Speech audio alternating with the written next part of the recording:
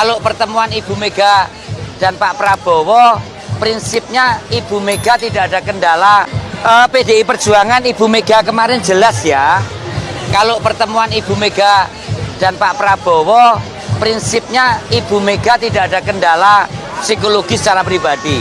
Ya, mereka bersahabat antara tokoh seorang Ibu Mega yang ketua umum PDI Perjuangan yang menang Pileg, Pak Prabowo ketua umum Gerindra yang menang Pilpres.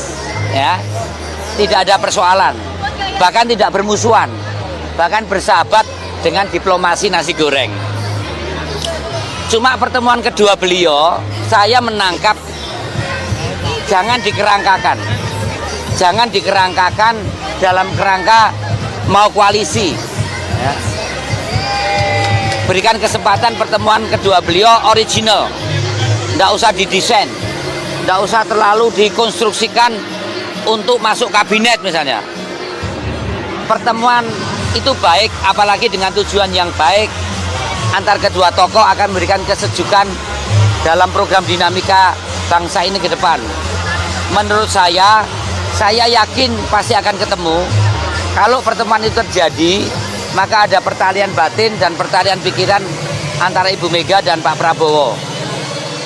Pak Prabowo akan mengerti posisi Ibu Mega yang juga mengusung calon presiden Pak Ganjar dan Pak Mahfud yang kalah dengan Pak Prabowo. Kemudian Pak Prabowo akan memahami itu, Bu Mega pun akan memahami Pak Prabowo yang jadi presiden yang begitu berat harus menyelesaikan berbagai persoalan luar dan dalam maupun daerah dengan 280 juta penduduk Indonesia dengan berbagai program dan dinamikanya. Dukungan kepada Pak Prabowo itu pasti dilakukan dalam tentunya kerangka dukungan selama itu dalam cara pandang ideologi Pancasila, baik ideologi yang statis, dasar negara, filosofi Groslah, maupun ideologi yang dinamis.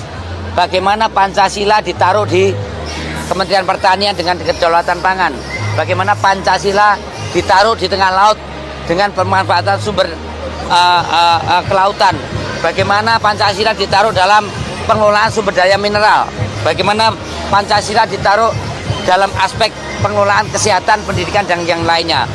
Jadi dukungan lebih bersifat selama itu program-program yang didasarkan Pancasila untuk tetap kuatnya NKRI dan berpihak pada kepentingan rakyat.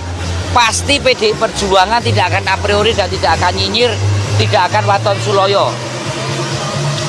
Kritis pasti konstruktif, kritis PDI Perjuangan pasti argumentatif, kritis PDI Perjuangan pasti memberikan persandingan solusi.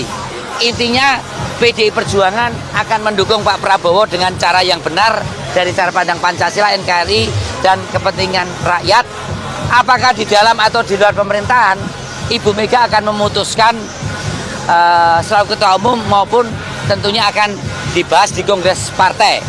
Tetapi demi iklim demokrasi yang sehat, ada kecenderungan PDI akan memberikan dukungan di luar pemerintahan, ya, supaya fungsi check and balance di parlemen terutama itu berjalan dengan baik.